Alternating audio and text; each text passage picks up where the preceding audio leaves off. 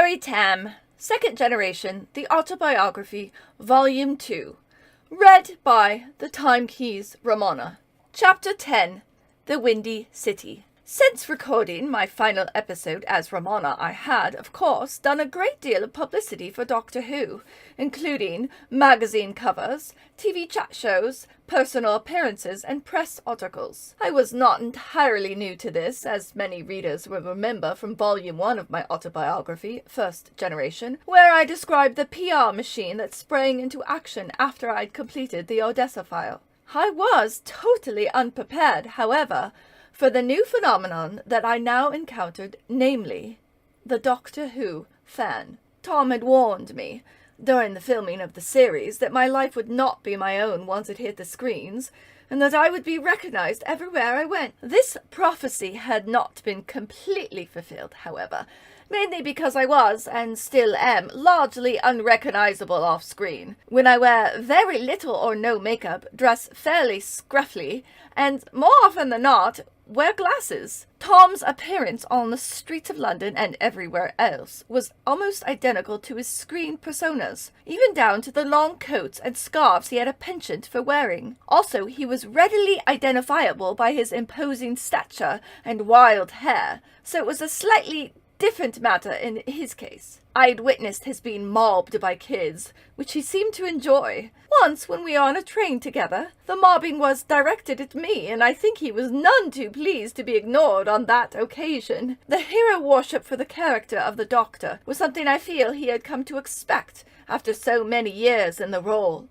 Adulation from the British Who fan was in no way threatening, although it did remind me of the time I had seen the Beatles in concert when they visited my hometown of Bradford in 1963, and caused me to recall the screaming girls who rendered the audience deaf to the music. I had been rather puzzled and even somewhat unsettled by it all, wondering why seeing the Fab Four in the flesh made people react in this way. Now, 4 years after I'd finished working on the cult classic sci-fi series, I was to visit the United States for the first time, having been invited to the first major Doctor Who convention, or WhoCon, in America, to be attended by a large number of Who luminaries: John Pertwee, Patrick Troughton, Peter Davison, Elizabeth Sladen, Carol Ann Ford, John Leeson, Mark Strickson, Louise Jameson, and more. My old pal Tom Baker was there too, with his agent in tow. In 1977, Tom's first 4 seasons as the Doctor had been sold to PBS, Public Broadcasting Service, stations across the United States, and the show had soon achieved cult status. The event also coincided with the video release of 20th anniversary special, The 5 Doctors, so the interest in our arrival in America was huge.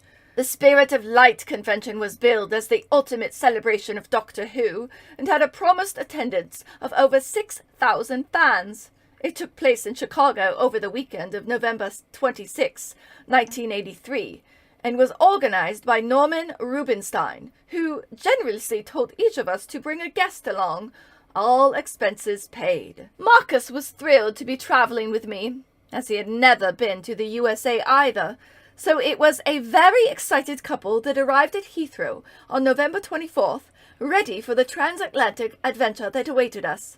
The only cloud on the horizon was leaving Lauren behind.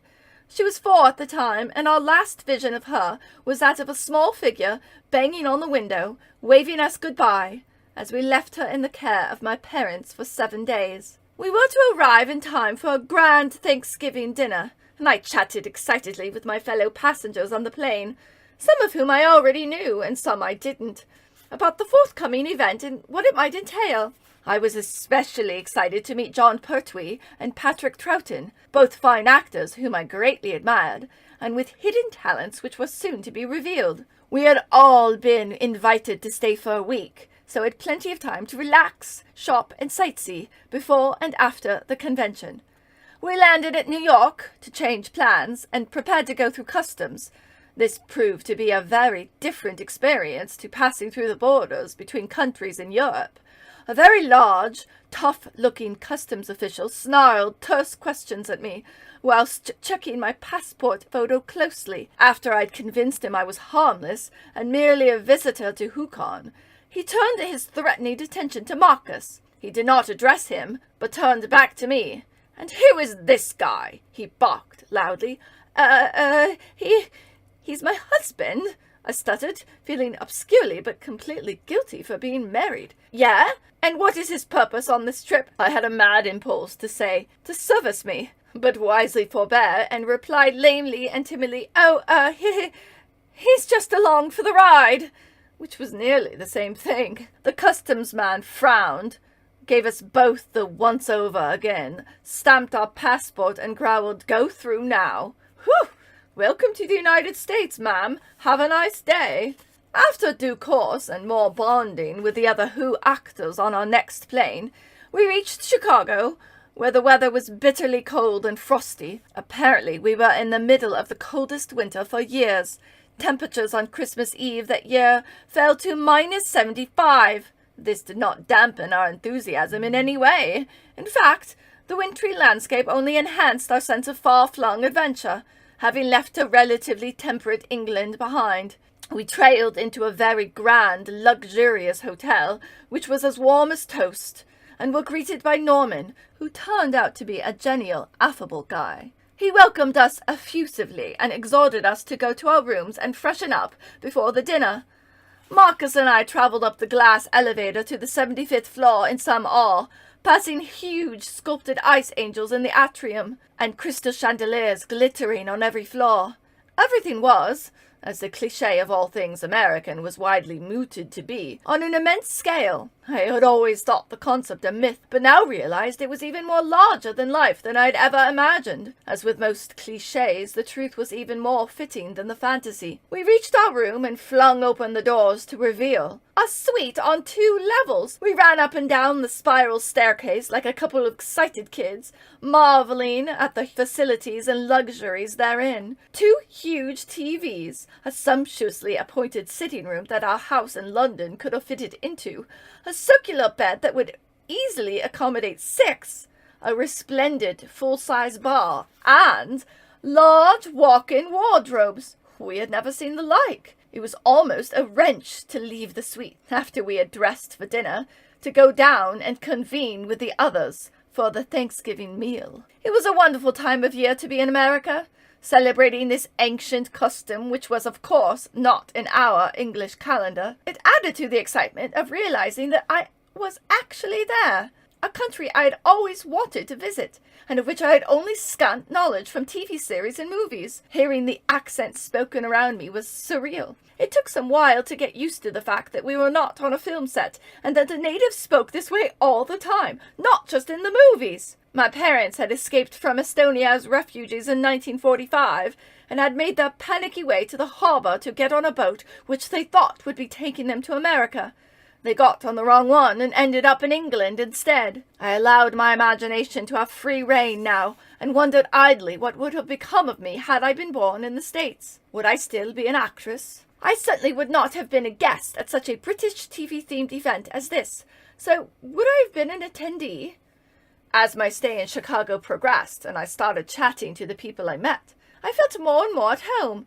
It was, as Marcus pointed out, no real surprise, as they were nearly all descendants of immigrants, like me. I had always felt isolated and special as a first-generationer back in the UK, and now here I was in a country that was full of them. I experienced a very warm and friendly feeling for them all, as we were all in the same boat, so to speak, or at least it was not impossible that some of our relatives had been. The Thanksgiving dinner was delicious, as it consisted not only of the turkey and trimmings which we were all familiar with, but other new foods, like pumpkin, a first for me, which I found to be delicious. After coffee and liqueurs, we repaired to the hotel's champagne bar and imbibed freely, knowing we had nothing to do the next day. John Pertwee, a lovely, witty, and very charming man, appointed himself entertainment's director, and the following morning marshalled us all from the hotel foyer onto a train which took us to the city centre, where we shopped till we dropped, visiting such stores as Neiman Marcus and Macy's, all familiar by name, but so much more thrilling in reality. My lifelong addiction to shopping began that day in America, as everything was so cheap and plenteous in a comparison with England. The range of goods was staggering too, and I bought toys for Lauren, knickknacks for the house, and Christmas gifts for friends and family, all the while marveling at the twinkling light-laden trees that bordered the wide skyscraper-lined avenues. The seasonal decorations far outclassed anything I had seen before, anywhere in the world. I had previously visited quaint little Yuletide markets in Germany, when I had been filming the Odessa File, and had thought those fantastic at the time, but they had nothing to rival Chicago's Christmas offerings. My love affair with the United States had well and truly begun. John had agreed a meeting place and time at the end of the day, which we all duly complied with. Soon we were on the train on our way back to the hotel, comparing our purchases and marveling at each other's choices. It was hard to remember that we were there for a different purpose, though. The convention schedule was heavy and involved a 12-hour day. We had autograph signings, photograph sessions, and lengthy question and answer periods with the audience in a huge theatre, which were known as panels. We worked very hard, but no one complained, especially as the meeting at the end of the day in the champagne bar became a nightly ritual and gave us all a chance to relax and unwind. One morning, as I was coming down the escalator leading from the first floor to the atrium where the ice sculptures were, and where the hotel foyer was situated, I had given up trying to drag Marcus out of the suite to accompany me on my convention duties, so enamored was he with American television and room service, which offered him a meal that had quickly become his favorite of all time, eggs benedict. He consumed it with great relish at least 3 times a day. As I returned to the suite each evening to change for drinks and dinner, I fully expected him to have turned into a surreal version of Humpty Dumpty, or a giant boiled egg. I yawned lazily as the escalator began to descend, smiling inwardly at the mental image I had evoked of my husband, when suddenly my reverie was rudely interrupted. A screaming was coming from below, becoming louder and louder as the escalator made its slow downward progress, a screaming which consisted of hundreds of female voices, shrill and piercing. I looked down. Now I am as blind as a bat, and though I had glasses for myopia, I was so vain in those days I rarely wore them publicly, preferring instead to stumble around short-sightedly and hope for the best. I squinted in puzzlement at the crowd below, and as I drew nearer and nearer, began to realize that not only were they screaming in a kind of ecstasy, but they were also pointing at something which I took to be behind me. I turned round and saw nothing. I looked down again and realized, with a kind of slow-motion, dreamlike horror, that they were screaming my name and pointing at me. Well, I did not even think. As fast as greased lightning, I turned in abject terror and ran up the down escalator as quickly as my sleepy morning legs could carry me. I arrived back at my room panting and frantically banged at the door of the suite. Marcus answered, nonchalantly wiping a dribble of egg yolk off his chin with an immaculately starched napkin. "Back so soon, darling?" he inquired. "You're just in time for Johnny Carson." I collapsed on the sofa in hysterical laughter and told him of what had just happened. He chuckled, and God bless him, deserted his eggs benedict to escort me back downstairs, in the elevator this time. The American Who viewer in those days was a fanatical aficionado of the program, and no mistake. The girls at the Beatles concert had nothing on the gals here. Not only was I staggered beyond words to discover that most of my fan base in the States was female, but the lengths to which they went to express their appreciation was almost unreal. At one of the panels in Chicago, I walked onto the stage to a round of thunderous applause and looked out over a sea of white. I managed to screw up my eyes sufficiently to make out what I was looking at. I was assailed by the sight of literally hundreds of females among the blokes, all dressed in a version of my first costume as Romana. The expertise, time, and trouble they had taken to make their costumes was extraordinary. I had the unenviable task of judging the best at a gala evening at the end of the con, and it was almost impossible. I felt weird about it all, as it was the character that I played that they were identifying with so strongly, not me. I also had a very strange feeling of not knowing who I should be, whether they expected me to talk and behave like Romana, or whether I should just be myself and risk disappointing them. I opted for the latter and felt more comfortable instantly. Nowadays, the fans all over the world are much, much more laid back, as they've seen us all in the flesh countless times. But back then, when the Spirit of Light convention was the first of its ilk, With so many Who actors in attendance, I suppose they were just overwhelmed by it all. Again, the power of Doctor Who never ceases to amaze me. It took a while for the hysteria to die down, however, and I had other, even more hairy experiences on the convention circuit in America, which will be all related in due course. A great highlight of the WhoCon for the fans, and a rather nerve-wracking one for us, was the cabaret, which had become a familiar staple of cons worldwide now, but was again a new experience for me in Chicago.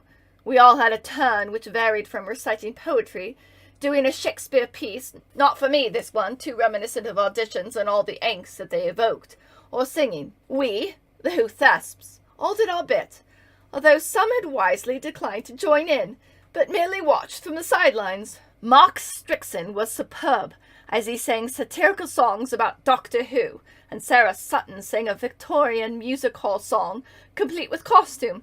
But the star of the evening was undoubtedly John Pertwee, who turned up with a guitar and accompanied himself as he warbled tunefully through some very funny self-penned ditties. He then launched into routine as his other famous screen character, Worzel Gummidge, which had us all in stitches. He definitely padded out the night of entertainment, which would have been mercilessly brief otherwise. None of us had hitherto guessed what a fine minstrel he was. Another dark horse was Patrick Troughton, who had brought along some wonderful paintings which he had incredibly executed himself. He gave a brief lecture on them as the audience marveled at his artistic expertise. I'm afraid to say my pottery poem recital was rather pathetic in comparison to these acts. But, as a wise Thess pointed out to me, we could have all merely read out a list of names from a phone directory, and the fans would have been just as delighted. Not too sure about that one. On the final night, we were all called onto the stage by way of a grand finale. It was hysterically funny to see the 4 doctors jostling to queue up in order of importance. There was a terse scuffle behind the scenes before they all burst onto the stage together, like a gang of eager puppies, to a tumultuous reception. And so the week drew to a close, and we had all had a simply wonderful, albeit exhausting, time. We had visited the sublime, world-famous art gallery, walked along the icy shores of the breathtakingly vast Lake Michigan, shopped, again, seen the sights at night with all the giant skyscrapers lit up, generally absorbed the pre-Christmas atmosphere of a great American city, and now it was time to go home.